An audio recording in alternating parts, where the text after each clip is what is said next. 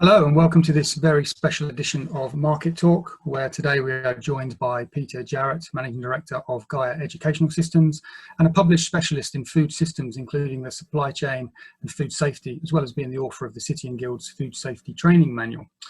We're also joined by David McKown, Head of Training and Quality, Accommodation and Commercial Services at the University of Sheffield. David is also a prominent member of the Craft Guild of Chefs, and he created the internationally renowned Skills for Chefs conference. Gentlemen, thank you very much for being with us today. Let's start with you, Peter. You've had a very busy few months over lockdown. You've been writing some COVID-19 recommendations covering management, kitchen and front of house, with specific guidance for staff training to help operators open safely, which is key for everyone at the moment. Can you give us a summary of really the work that you've been doing over the last few months?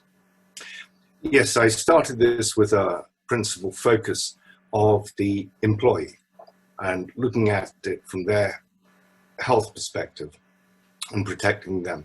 So they first of all need to have a good understanding of the risks that they're taking.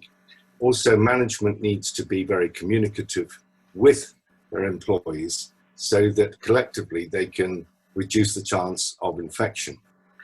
The matter of all of these things which are coming out, which we have with food poisoning and things, is getting the right information across and making it as simply to be pragmatically understood by the people there in the front line who are doing the work day in and day out. One of the fundamental concepts that I put into the training is to consider what is a contagious task and what isn't a contagious task, so that they can separate that.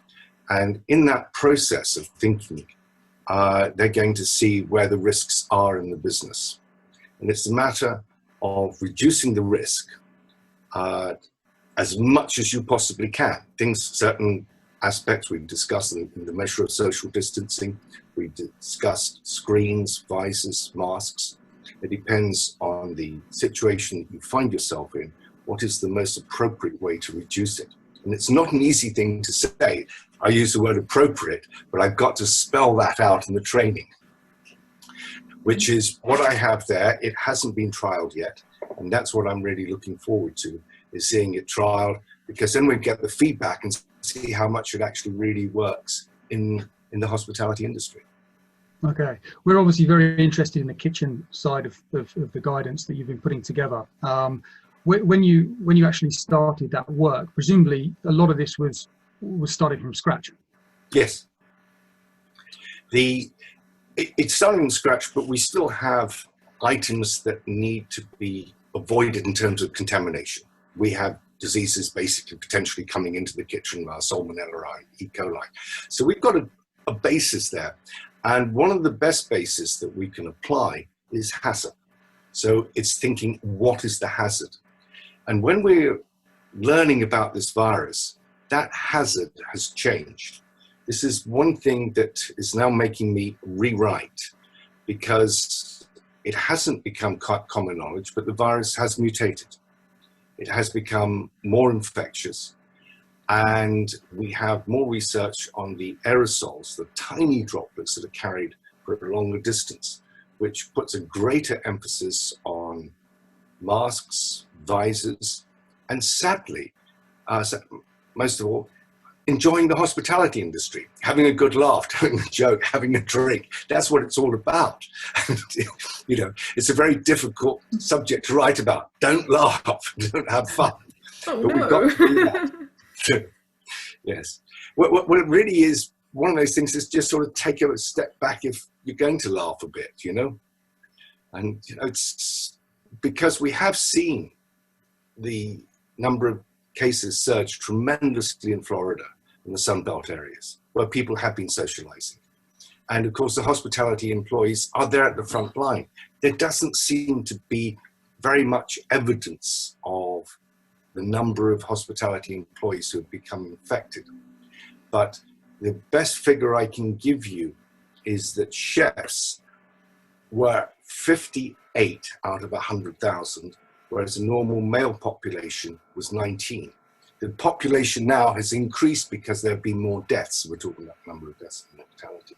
So without doubt, the hospitality employees are at risk. And that's where we really need to try and keep infected people out of the workplace and such, and I can come on to those measures a bit later.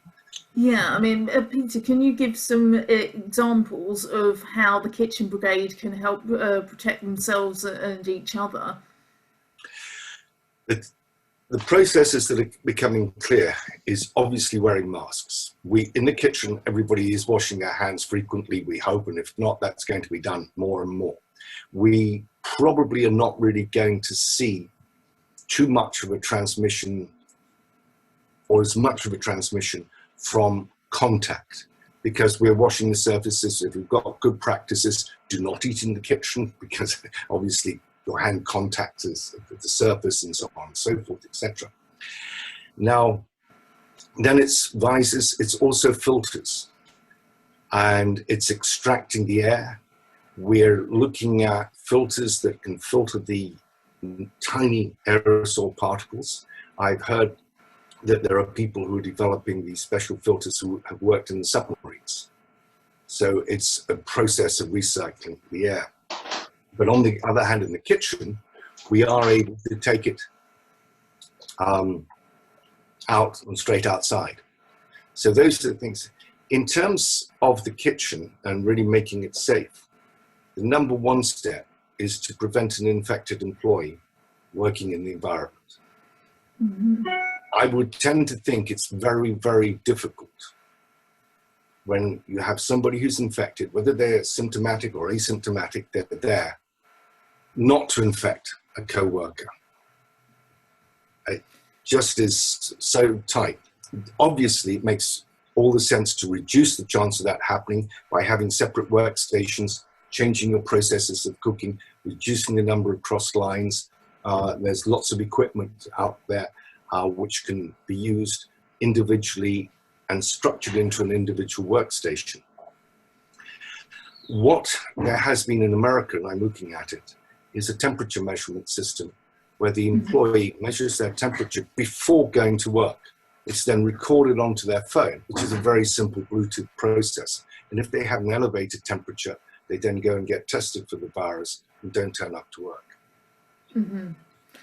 Yes. That sounds a bit much, but it's, to me, it is one step that is going to really help to reduce the risk. Yeah, okay. I'm just bringing David into the conversation. David, could you just kind of give some details about your role at Sheffield University and how the current crisis and the current restrictions have impacted you there? So we're all about accommodation. So we've got 6,000 bedrooms for students, and we're looking forward to all the students arriving in September. And also we offer catering services, so we are feeding over 25,000 students. We've got access to our retail outlets, and also we run a 38-bedroom hotel, and we host conferences and events. So it's everything, I say, from butties to banquets, and everything in between. So we do a lot of food service, and we're working our way through the guidance. We opened our hotel yesterday, so we've got a COVID-safe workplace, and we'll be looking to open all our other retail catering at the beginning of September on a phased basis. So everything won't come online straight away. We're just going to monitor take up. And we're still waiting for all the accommodation contracts to come flowing through from the 13th of August. So, there's a long way to go yet. David, Peter mentioned at the beginning of the conversation that he was looking forward to getting the trials underway in terms of the recommendations and the guidance that he's been producing. I understand you are heavily aligned with that. Can you share some details on how the University of Sheffield will be implementing some of those recommendations? Yeah, we will pilot Peter's materials within the sector. I run a business called University Hospitality Seminars, so we can make the materials available to the HE sector. And I've been completing the course myself, dipping in and doing the quizzes and doing the online materials. And I've even got a couple of certificates now. It's work. Congratulations. So, yeah, training and development, I've been involved in quite a lot over the last few weeks, training our staff who are returning to work. We're going for a belt and braces approach to ensure that they've read and understood all the risk assessments, and they've signed to say that they've read and understood all the risk assessments. We've done that in a socially distant environment, a room which would normally hold 70 people. We've had just 15 people in it, and we've facilitated lots of interesting questions as we go through that process. We even purchased at the weekend a fogging machine for our hotel accommodation, as our knowledge and understanding is gathering pace somewhat in terms of how we can create a safe environment, not just for guests, but for our staff who are being asked to go into bedrooms which may have been occupied by someone who had COVID. We don't know. They don't have a sign on their heads. We just don't know. So we've got to create safety for staff, colleagues, and guests. Sure. And what about your expectations in terms of the trial period itself? How confident are you that everything will be taken on board in the way that you would like it to among the different sort of food service outlets and different areas of the university that are plugged into this? Yeah, I'm confident that staff will adhere to the guidelines and adhere to the training. The knowledge and understanding is, there's a lot of COVID experts out there. There's a lot of misinformation as well, we're realising, but the key principles of hands, face and space, as Boris says, is well understood. But I think what took me by surprise is, although knowledge is good, visually observing what people do in practice is then key to this. So you can get situations where staff haven't seen each other for several months. They might have seen each other on a Zoom meeting or the Teams, Microsoft Teams, or what other platforms there are. But people are so keen to sort of interact, and they suddenly break that 1 metre even with mitigation. It's very easily done once you pull the workforce back together. So that's human behaviour.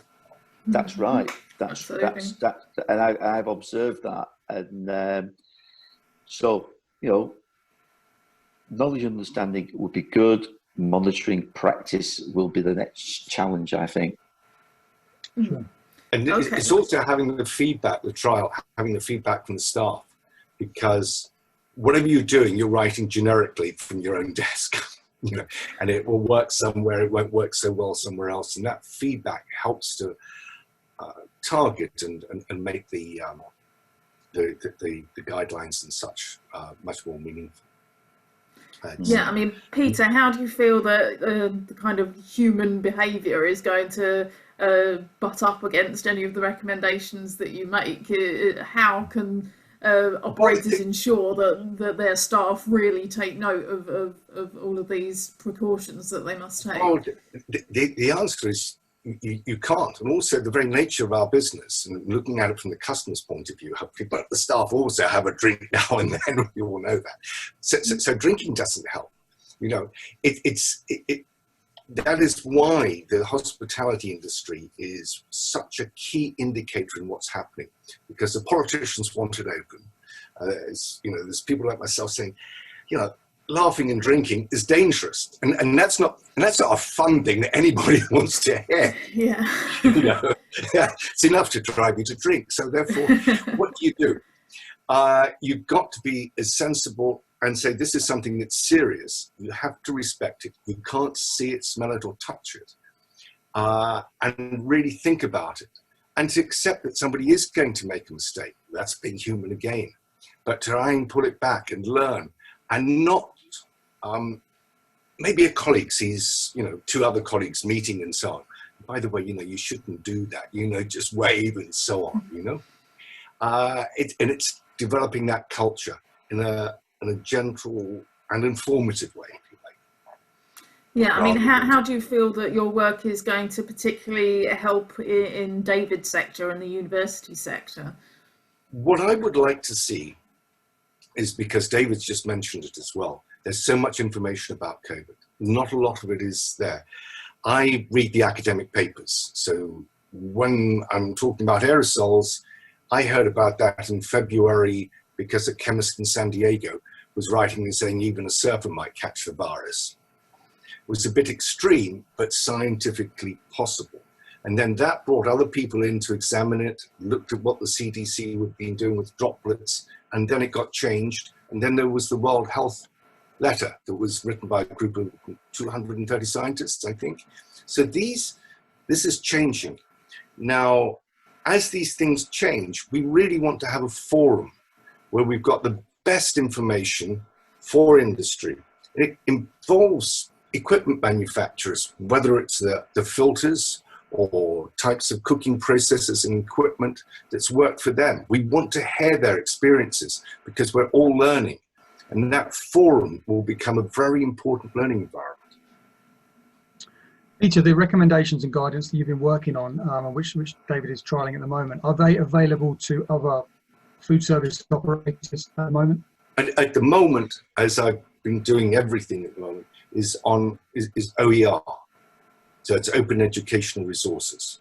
So basically, donations are welcome, but free.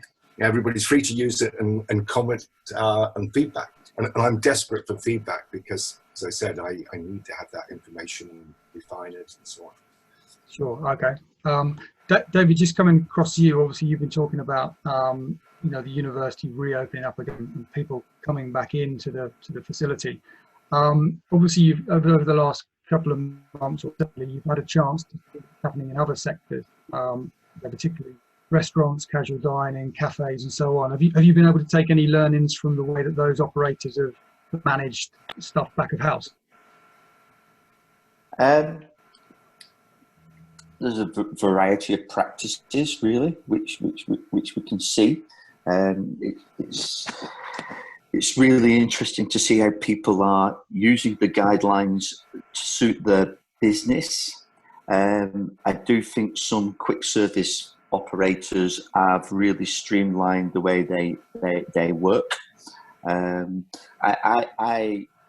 Googled robot chefs the other day, and it's quite interesting to see how many videos there are online from China, South Korea, of robots trained to flip burgers, and I didn't realise this was technology which was actually available if you've got the investment capability. What I think we're going to find is the need for more retail grab and go, takeaway style food service, which will eliminate a lot of the contaminated tasks as Peter's described. So we've gone through a process of introducing more crockery into the business, but now we'll probably look at introducing more disposables into the business.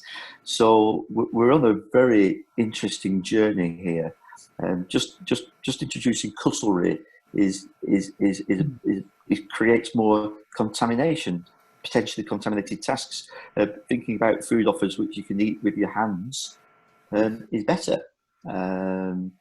So, I don't want to be too critical about how other operators are using the guidance, but there is a lot of varied practice out there, which I mean, what about a workbench? Traditionally, people have worked across a workbench face to face. Well, that now suddenly becomes a bit of a challenge. Who's manufacturing wider workbenches? I don't know who's manufacturing those. Are you going to push two together to create a bigger distance, which then creates space? Your kitchens haven't been designed to take this social distancing into account.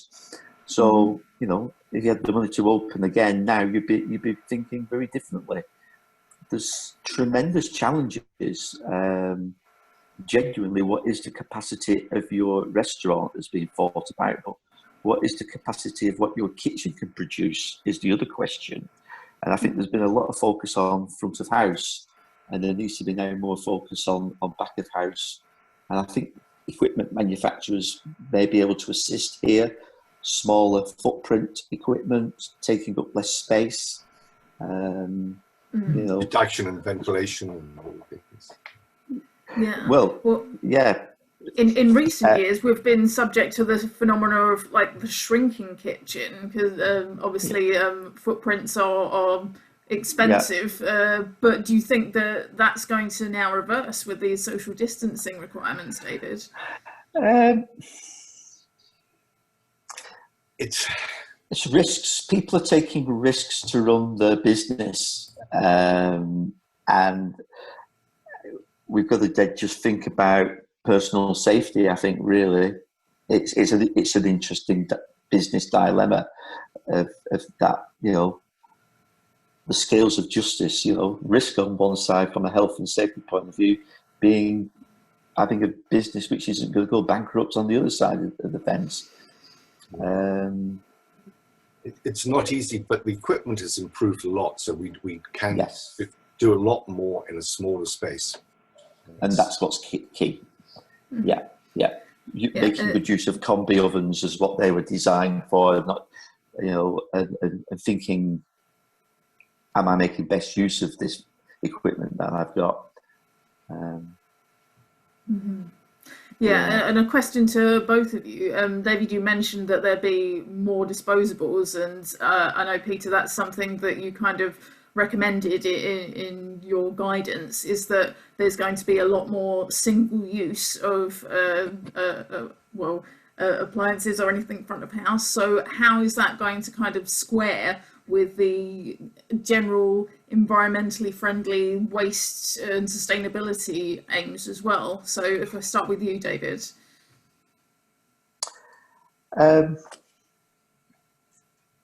We're not going to be running at 100% capacity, so there's some interesting statistics starting to come out that some restaurants are running at 30% capacity, some sandwich chains are running at 15% capacity. So is that just going to balance itself out? I don't know. I suppose it's if it sticks and we don't change back away from single use, once society is in a position it can open up more. It's how long is this going to be the way we got to work? And we're all hoping for the answers to those questions. Long term, it's going to be a major challenge. Yeah, and likewise, what's your view on that, Peter? How is single usage increasing going to square with environmental aims? Well, we've got a lot of environmental issues that are extremely pressing, and we are all aware of that. We have to, first of all, the priority is reducing the infection of this disease, whatever it takes, and doing that as consciously as we can. The fact is that in certain areas you can use your cutlery and so on and so forth, and you put it through the dishwasher, and that should be absolutely perfectly fine. But it is dealing with the volume of people where you need to do things quickly, and if it's the grab and go, then they're taking their implements with them or eating with their hands. And hopefully, particularly in the university setting, I've always found that the students are much more aware of the environment and so on. Been teaching about food and food chain, and they're already, thinking about it and aware. So they're not a difficult group to persuade to do the right thing. And that's a second point, which I haven't mentioned here. I think it's very important to communicate with the customer. And when you've got the customers, the students, getting them on board with whatever practices that you're putting forward will make the operation work a lot better, and everybody will understand what's expected of each party. Okay, well, thank you both for joining us this afternoon. It's been really fascinating to get your insight into what's happening in the market, and certainly the work you've been doing, Peter. Peter, if there is anybody from the industry, manufacturers, operators, distributors interested in knowing more about the work you've been doing, is there a website they can go to or an email address? Yes. Shall I get that all to you, or do you want me to? Well, you can say it out loud now if you like. That's probably the easiest thing. If there's a particular address. It's going to be a long address. It's going to be covid.hospitalitylearning.net. At the moment, it's an experimental website. Okay, no problem. We're going to be tracking this topic moving forward. So certainly visitors to Catering Insight and Foodservice Equipment Journal will be able to see more on that coming up. Thank you to both of you today. Really insightful. Best of luck, Peter, with your ongoing research. Thank you. And also David with the big reopening coming up at the university.